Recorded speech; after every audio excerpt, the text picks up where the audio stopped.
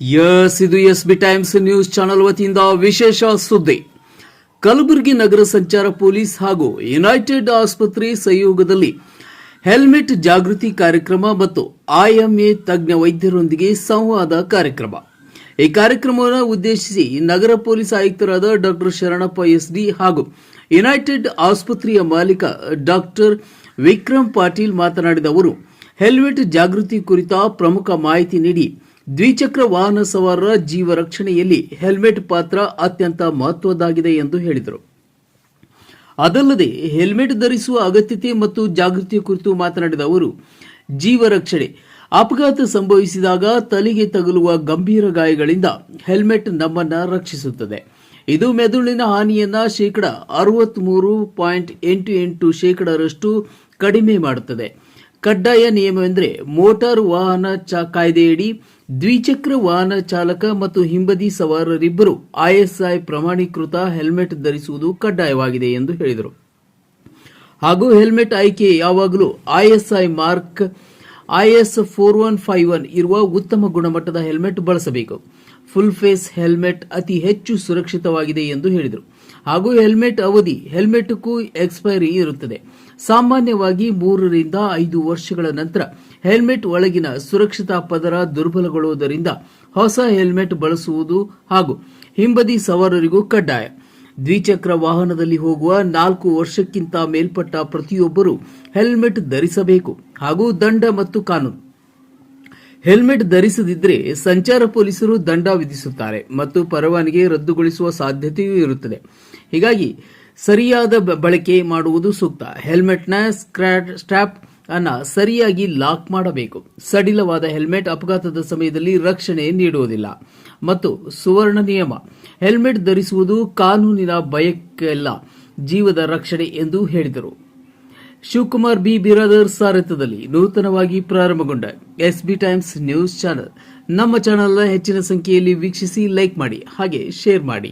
ನಗರ police ವತಿಯಿಂದ, ಅದರಲ್ಲಿ ವಿಶೇಷವಾಗಿ ಕಲಬುರಗಿ ನಗರದ ಸಂಚಾರಿ ಪೊಲೀಸ್ ಘಟಕದ ವತಿಯಿಂದ ಇವತ್ತು ಮಾಧ್ಯಮ ಮಿತ್ರರಿಗೆ ಅವರ ಸಹಕಾರ ಕೋರಲಿಕ್ಕೆ ಪೊಲೀಸ್ ಮತ್ತು ಮಾಧ್ಯಮದ ಅನ್ಯೋನ್ಯತೆಯಿಂದ ಸಮಾಜದಲ್ಲಿ ಒಂದು ಒಗ್ಗಟ್ಟಿನಿಂದ ಸಕಾರಾತ್ಮಕ ಬದಲಾವಣೆಯನ್ನು ನಾವು ನೀವು ಸೇರಿಕೊಂಡು ಒಂದು ಮಾದರಿ ನಿದರ್ಶನ ಪ್ರದರ್ಶನದಿಂದ ಬದಲಾವಣೆ ತರಲಿಕ್ಕೋಸ್ಕರ, ತಮ್ಮ ಸಹಕಾರ ಕೋರಲಿಕ್ಕೋಸ್ಕರ ಈ ಒಂದು ಹೆಲ್ಮೆಟ್ ವಿತರಣೆ ಕಾರ್ಯಕ್ರಮವನ್ನು ಇವತ್ತು ಆಯೋಜನೆ ಮಾಡಿದ್ದೀವಿ. ಇದಕ್ಕೆ ನಮ್ಮ ಜೊತೆ ಸಹಾಯ ಹಸ್ತ ಕೋರಿದ ಯುನೈಟೆಡ್ ಆಸ್ಪತ್ರೆ ಮತ್ತು ಅವರ ಎಂಟೈರ್ ತಂಡ, ಅದರಲ್ಲಿ ವಿಶೇಷವಾಗಿ ವಿಕ್ರಮ್ ಸೀತಾರೆಡ್ಡಿ ಅವರಿದ್ದಾರೆ ನಮ್ಮ ಜೊತೆ, ಮತ್ತು ಪತ್ರಿಕಾ ಸಂಘದ ಪದಾಧಿಕಾರಿಗಳು ಹನುಮಂತರಾವ್ ಇದ್ದಾರೆ, ಭೀಮಾಶಂಕರ್ ಇದ್ದಾರೆ, ಮತ್ತು ಎಲ್ಲ ಮಾಧ್ಯಮ ಸ್ನೇಹಿತರು ಎಲ್ಲರೂ ತಾವು ನಮ್ಮ ಜೊತೆ ಸದಾ ಕೈ ಜೋಡಿಸಿದ್ದೀರಿ. ನನಗೆ ಗುರ್ತಿದೆ,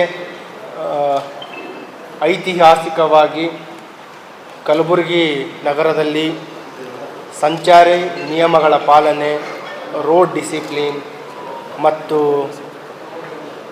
ಅದರ ಒಂದು ಪ್ರಮುಖ ಅಥವಾ ಏನು ಪ್ರಾಮುಖ್ಯ ಇದೆ ಸಂಚಾರಿ ನಿಯಮಗಳ ಪಾಲನೆ ಅನ್ನೋದ್ರ ಬಗ್ಗೆ ತುಂಬ ಕಡಿಮೆ ಅರಿವಿದೆ.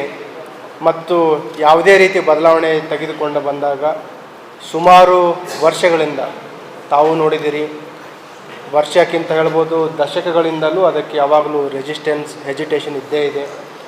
ಕೆಲವರು ಈ ಹೆಲ್ಮೆಟ್ ನಿಯಮಗಳ ಒಂದು ನಾವೇನು ಜಾರಿ ತರ್ತಾ ಇದ್ದೀವಿ ಅದಕ್ಕೂ ಕೂಡ ಒತ್ತಡಗಳು ಬರ್ತಾ ಇದೆ. ಕೆಲವು ಅಪೋಸಿಷನ್ಗಳನ್ನು ಮಾಡ್ತಾ ಇದ್ದಾರೆ, ಅದನ್ನು ಡಿಲೇ ಮಾಡಲಿಕ್ಕೆ ಕೆಲವರು ಮನವಿಯನ್ನು ಸಲ್ಲಿಸ್ತಾ ಇದ್ದಾರೆ.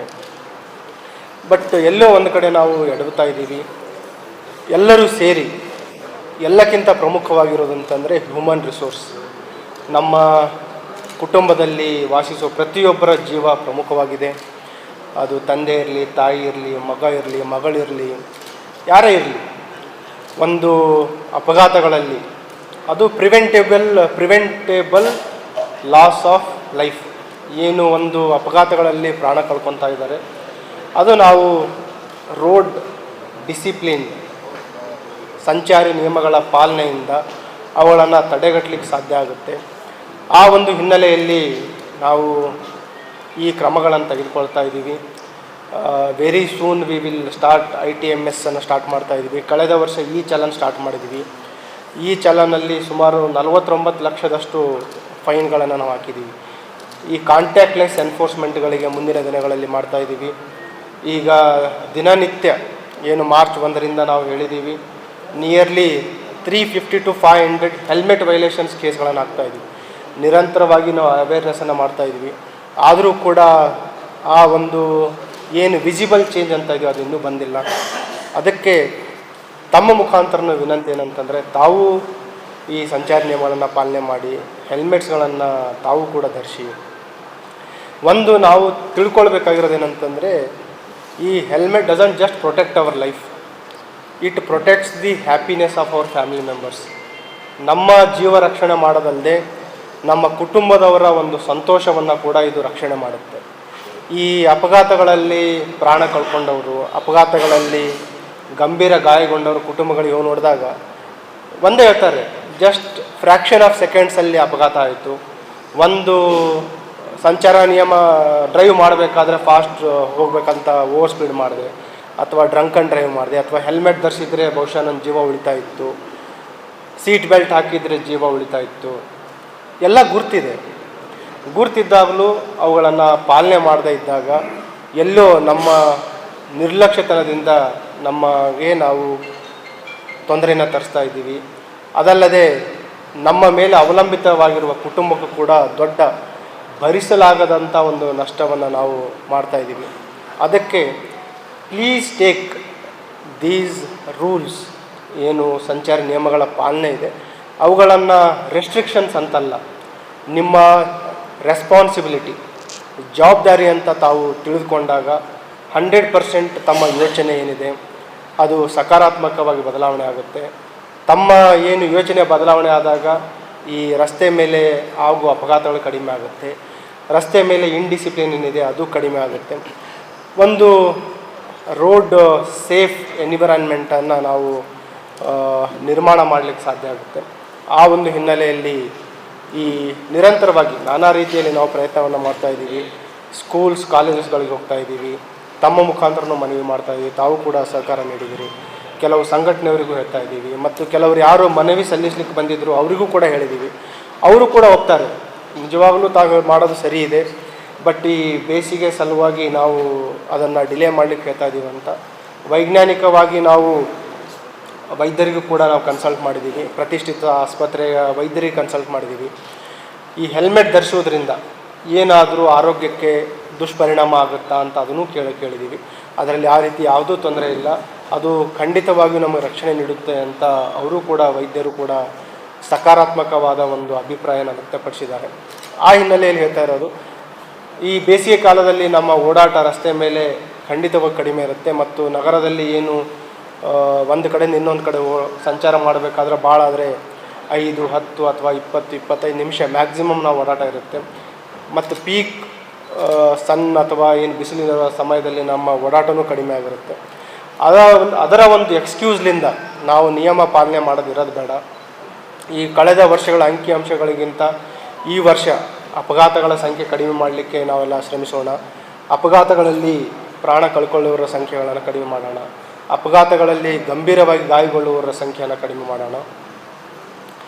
ನಮ್ಮ ಒಂದು ನಡೆ ಮತ್ತು ನಮ್ಮ ಒಂದು ಈ ನಿಯಮಗಳ ಪಾಲನೆ ನಮ್ಮ ಮುಂದಿನ ಪೀಳಿಗೆಗಳಿಗೆ, ಮಕ್ಕಳಿಗೆ, ಯುವಕರಿಗೆ ಮಾದರಿ ಆಗುವ ರೀತಿ ನಾವೆಲ್ಲ ಜವಾಬ್ದಾರಿಯುತ ನಡ್ಕೊಳ್ಳೋಣ ಅಂತ ಹೇಳುತ್ತಾ, ಈ ಒಂದು ಹೆಲ್ಮೆಟ್ ವಿತರಣಾ ಕಾರ್ಯಕ್ರಮಕ್ಕೆ ನಮ್ಮ ಜೊತೆ ಕೈ ಜೋಡಿಸಿರೋ ಯುನೈಟೆಡ್ ಆಸ್ಪತ್ರೆಯವರಿಗೆ ಮತ್ತು ನಮ್ಮ ಸಂಚಾರಿ ನಿಯಮ ಅಧಿಕಾರಿ ಸಿಬ್ಬಂದಿಯವರು ಕೂಡ ಸುಮಾರು ಪ್ರಯತ್ನಗಳನ್ನು ಮಾಡ್ತಾಯಿದ್ದಾರೆ. ಅವರಿಗೂ ಕೂಡ ಈ ಒಂದು ಬದಲಾವಣೆಯ ಪ್ರಯತ್ನ ಯಶಸ್ವಿಯಾಗಲಿ.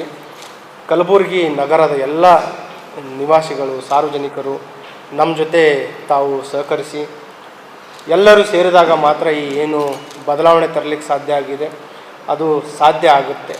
ಇಲ್ಲ ಅಂದರೆ ಐತಿಹಾಸಿಕವಾಗಿ ನಾವೇನು ಈ ಕಾರಣಾಂತರಗಳನ್ನು ಪಾಲನೆ ಮಾಡಿಲ್ಲ, ಅದು ಮುಂದೆನೂ ಕೂಡ ಅದೇ ರೀತಿ ಆಗುತ್ತೆ. Then the gap will definitely increase. We will see more pains, we will see more families with sufferings. ಅದಕ್ಕೆ ಒಂದು ಬ್ರೇಕ್ ಹಾಕೋಣ ಅಂತ ಹೇಳುತ್ತಾ ನನ್ನ ಮಾತುಗಳನ್ನು ಮುಗಿಸ್ತೇನೆ. ನಮಸ್ಕಾರ. ನಮ್ಮ ಮೆಚ್ಚಿನ ಹಿರಿಯ IPS ಅಧಿಕಾರಿಗಳು ಸನ್ಮಾನ್ಯ ಶ್ರೀ ಶರಣಪ್ಪ ಸಾಹೇಬ್ರೆ, ಇಲ್ಲಿ ಉಪಸ್ಥಿತರಿರ್ತಕ್ಕಂಥ ಮತ್ತೊಬ್ಬರು ಹಿರಿಯ ಪೊಲೀಸ್ ಅಧಿಕಾರಿ ಸನ್ಮಾನ್ಯ ನಾಯಕ್ ಸಾಹೇಬ್ರೆ, ಸನ್ಮಾನ್ಯ DT ಪ್ರಭು ಸಾಹೇಬ್ರೆ, ಸನ್ಮಾನ್ಯ ಶಕ್ತಿಲಂಬಿ ಸಾಹೇಬ್ರೆ ಮತ್ತು ಮಾಧ್ಯಮದ ವತಿಯಿಂದ ಇಲ್ಲಿ ಪ್ರತಿನಿಧಿ ಮಾಡತಕ್ಕಂಥ ಬೈರಮಡಿ ಸಾಹೇಬ್ರೆ, ಭೀಮಾಶಂಕರ್ ಸಾಹೇಬ್ರೆ ಮತ್ತು ಇಲ್ಲಿ ಬಂದಿರತಕ್ಕಂಥ ಎಲ್ಲ ನಮ್ಮ ಮಾಧ್ಯಮದ ಬಂಧು ಬಾಂಧವರೇ, ಮಿತ್ರರೇ, ಹಿರಿಯರೇ, ಎಲ್ರಿಗೂ ನಮಸ್ಕಾರ. ಈ ಒಂದು ವಿಶಿಷ್ಟವಾದಂಥ ಕಾರ್ಯಕ್ರಮ ನಗರದ ಪೊಲೀಸ್ ಆಯುಕ್ತರ ಸಾಹೇಬರು ಈ ಒಂದು ಏನು ಇನಿಷಿಯೇಟಿವ್ ತಗೊಂಡಿದ್ದಾರೆ, ಟ್ರಾಫಿಕ್ ರೆಗ್ಯುಲೇಷನ್ಸ್ ಫಾಲೋ ಮಾಡಲಿಕ್ಕೆ, ಸಂಚಾರಿ ನಿಯಮಗಳು ಪಾಲನೆ ಮಾಡಲಿಕ್ಕೆ ಅದು ಇನಿಷಿಯೇಟಿವ್ ತಗೊಂಡು ತಮ್ಮ ಜೊತೆ ಏನು ಸಂವಾದ ಇದು ಹಮ್ಮಿಕೊಳ್ಳಲಾಗಿದೆ, ಇದು ಜನರ ಪ್ರತಿ ಅವರ ಕಾಳಜಿಯನ್ನು ತೋರಿಸುತ್ತೆ.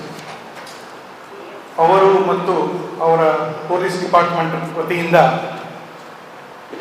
ಏನು ಇಂಪ್ಲಿಮೆಂಟೇಷನ್ ಮಾಡಲಿಕ್ಕೆ ಅವರು ಒಂದು ಇನಿಷಿಯೇಟಿವ್ ತಗೊಂಡಿದ್ದಾರೆ, ಅದು ಸಂವಾದ ಮೂಲಕ ಸ್ಟಾರ್ಟ್ ಮಾಡಿದ್ದಾರೆ.